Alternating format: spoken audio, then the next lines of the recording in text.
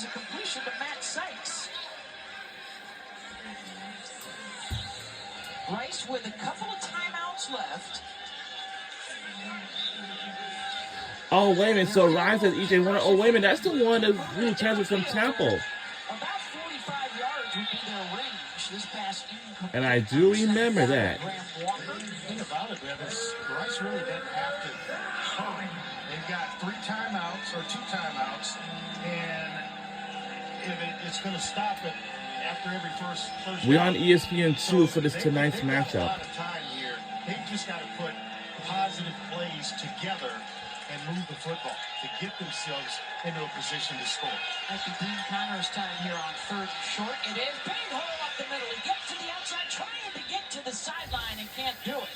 But he still picks up 11, and they'll hustle to the line. This is where they may want to spend one of those timeouts. Boy, Connors may have been hurt on the play. He limps to the sideline. Quentin Jackson will replace him. And we've got whistles as Memphis was taking its time getting its substitutions on. And Rice tried to quick snap them. And they have every right to sub because Connors went out of the game and they had to bring in Quentin Jackson. So that gives Memphis an opportunity to substitute. Clock will start on my signal. We're seeing this a lot more, right? End of half, end of game, where if you substitute, the other team can take their sweet time. And they do. Walking out their substitutions to burn that clock. Warner. Deep down the middle. It's caught by Sykes. He breaks the tackle and he's down to the 25. Now you got to bang a timeout if you're Rice. Forget about Memphis having time to score. You got to make sure everything is aligned, and I think they do finally take that second time out of the half. 43 seconds. Now is when you can slow things down. Now you're thinking touchdown. Yep, exactly. Get yourself right back in this game. Warner now 16 of 24, 140 yards. Let's see if they can get Dean Connors back. And a lot of those 8 incompletions were throwaways. Yep. Nothing there. It's a smart thing to do, just throw it out of bounds. Clark, how's Connors? Yeah, I'll keep an eye on him. You want him here because of his flexibility as a runner and a pass catcher. This guy is so driven too. 0 offers out of high school. He went the JUCO route where he had just 1 offer. It was Rice. And he told me he's always been over delusional on how good he was, and it helped drive him. And he wears the number 0 to remind him 0 scholarships offers out of high school. And this is where Connors thrives. You got to have him back in the game. 60 total yards in the first half, but he's sidelined right now. Looking for the end zone. Got a man behind the defense to the corner, Matt Sykes. And he's got it. Touchdown, Owls. What a drive for Rice. What a catch and what a throw. We told you about Sykes being a big red zone target. Well, he comes up big when they get down there. Not so much in the red zone, but a play in the end zone. The right foot clearly down inbounds. They will take a look just to make sure. But what a way. Climbing the ladder, right foot down inbounds, secures the catch. Rice right back in it. First touchdown pass Hey, of Ben, the night, welcome to Mayhem on Friday nights. where no lead is safe. None whatsoever. Trying to make this a one-point game. 38 seconds to go in the half. And they do. Tim Horn's got it. 27-yard touchdown pass. Warner to Sykes. Oh, what a heck of a throw. Warner sensing where Sykes is. You see him look the coverage off so the safety doesn't get in play, and he knows all along that he's going to that side. Looking left, coming back right.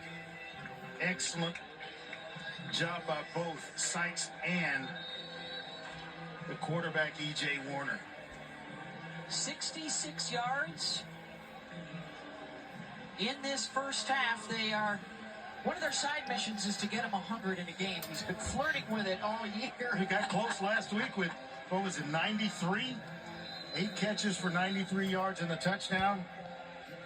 They may get him across the finish line here tonight.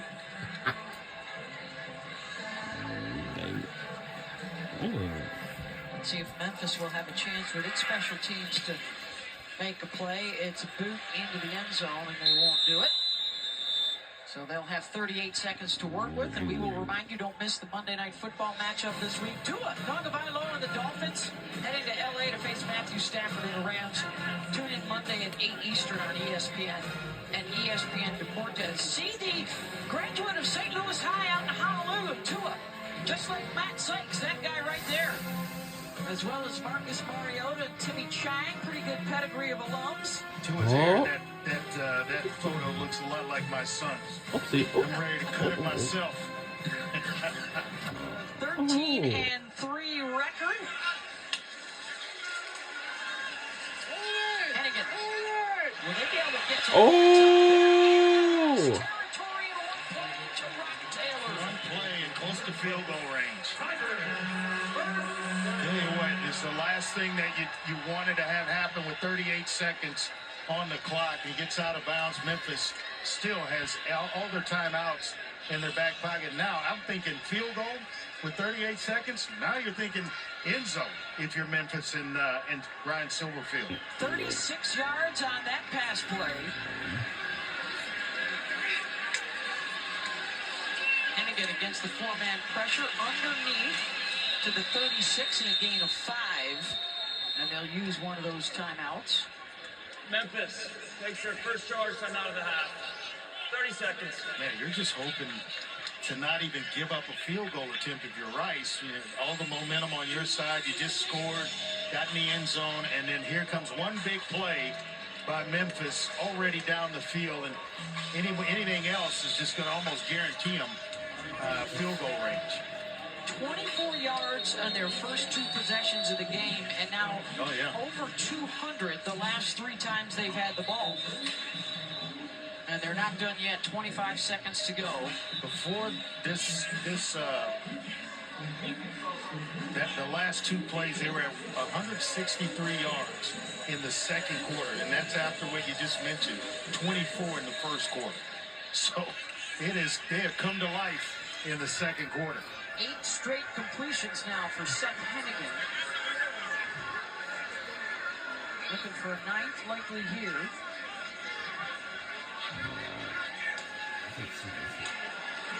Pressure coming. It's picked up.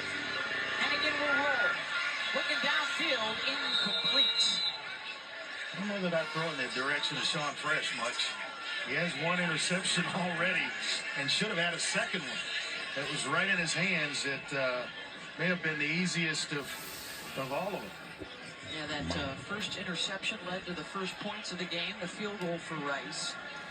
In the first quarter. Believe it or not, that's his first interception of the season. He's got 7 pass breakups now, more than that, obviously, but coming in and had the first time Memphis had the football, interception by Sean Fresh.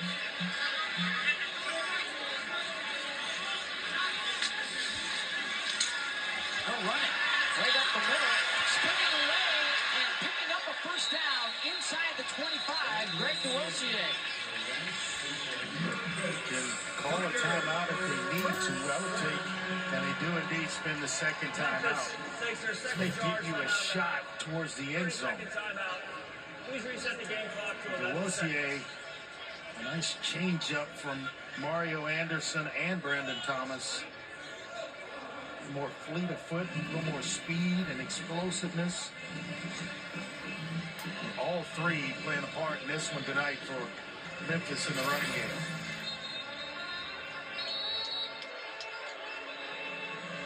You got time. 11 seconds now on the clock. Probably to take one look. It looked like that was Tristan Vandenberg, who was the kicker warming up. They've used a couple of guys, and that is Tristan. He's 2 for 3 on the season. The last time he kicked was October 26th, and that was against Charlotte. He was long this year at 43 against North Texas. First and 10 from the 19.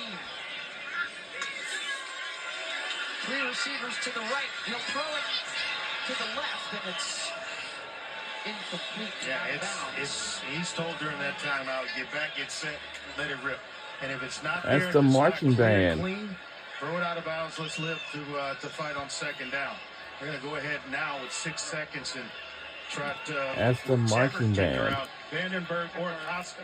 So the ball is on the 24-yard line as Vandenberg comes out to give it a go. A 42-yard attempt. We're going to rewind it. Rice going to try to freeze him a little bit. Take their final timeout. Prior to the snap, Rice takes their third and final charge sign out of the half. 30 seconds. They were able to get the snap off, and he got a practice. A little practice kick going. We're told he made it. Doesn't count. They'll have a second go at it.